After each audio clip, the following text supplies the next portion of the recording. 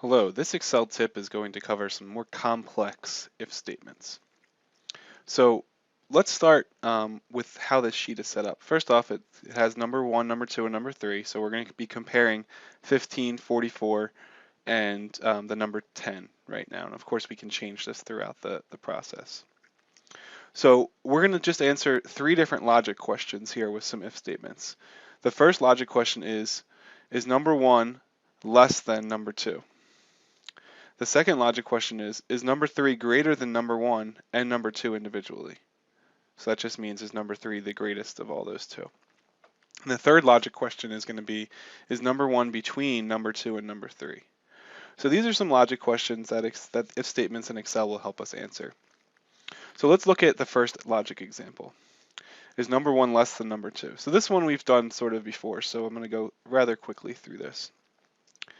But this is the formula. If A5 is less than B5, so there's the logic right there, because number 1 is A5 and number 2 is B5. If this is true, it's going to return the phrase number 1 is less than number 2. And if this is false, number 1 is not less than number 2. So we can see when we evaluate it, so this is the evaluation of that formula. When we evaluate it, it does return number 1 is less than number 2. So this is sort of the obvious way to do this one, but let me give you another way, and this is sort of a common mistake, and that's why I want to go over it. We can also do, even though it's not the question, we can do if A5 is greater than B5. So if A5 is greater than B5, we know we just basically then, this is the opposite of this one. So then we just say, okay, in this case, now we switch up the value of true and the value of false. So in this case, if this is true, number 1 is not less than number 2. And if this is false, number 1 is less than number 2. So just think about that for a second. Look at how this one is different than this one. And think about why it's different. Both of them will give the same result no matter what we do. Even if we make this 50, it's going to give us the same result there. But you know, they're crafted in different ways, and that's the idea behind this. So now let's move to this one. This one's a little bit more complicated. Is number 3 greater than number 1 and number 2 individually?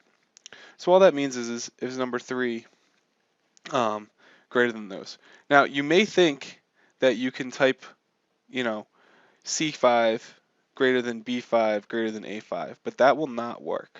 So be careful. You can't cascade greater than signs. So let me show you how this one works. So let's just look at the formula up here. It's a little easier to see up here. So the first thing we do is if C5 is greater than B5. So then what we do is we say if this is true, we have another if statement.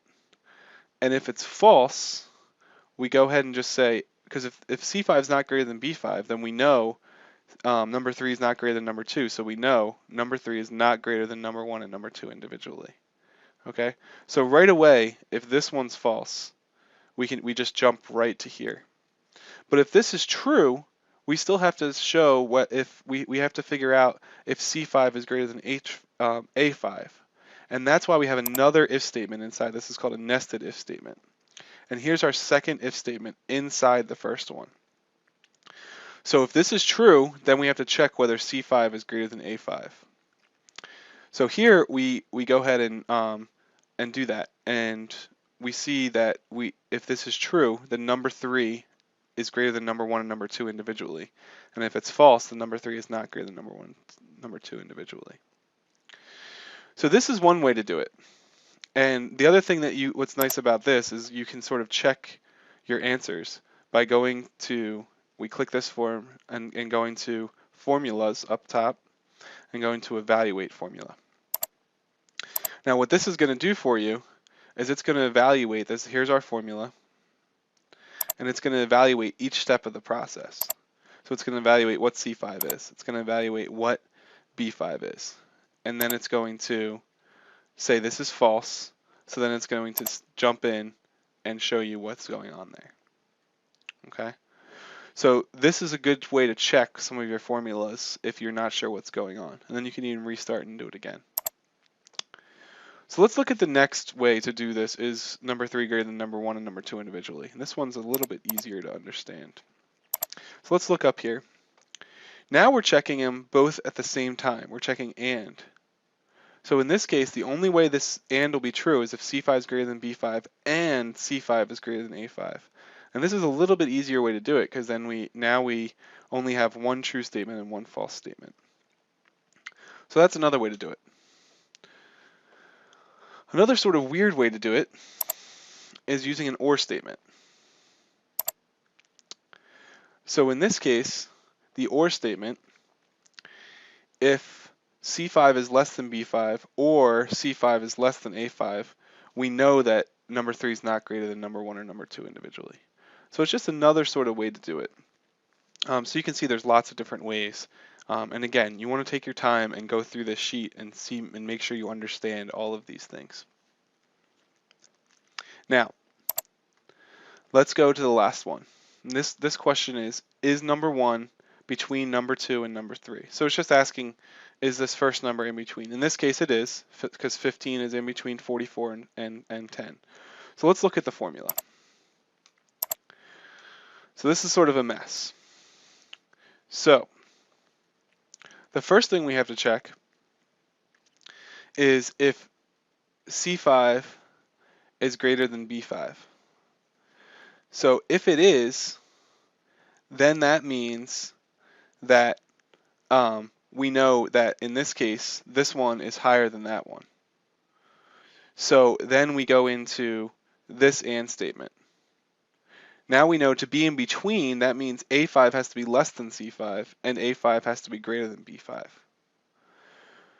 If the other case, so that then we go to this sort of statement here. So then we're basically checking whether they're in between. The other case, this and statement, means that C5 is less than B5. So that means it's the other way around. And you can sort of see this greater than switched from a less than here. And this less than switched from a greater than here. So the idea is that if we switch 44 and 10 here, this if statement is still going to work. This is probably one of the hardest if statements you'll see in this class, if not the hardest. But it's really important to go through and really understand what's going on here. So the idea is that this if statement is going to work either way. And what I would recommend is that you try to write this on your own to try to figure out what is going on here. And if you need some help, look back at this for a hint. So there's actually a bunch of other different ways that we could write this if statement, but I'm going to leave that to you as an exercise. Thanks for watching this Excel tip.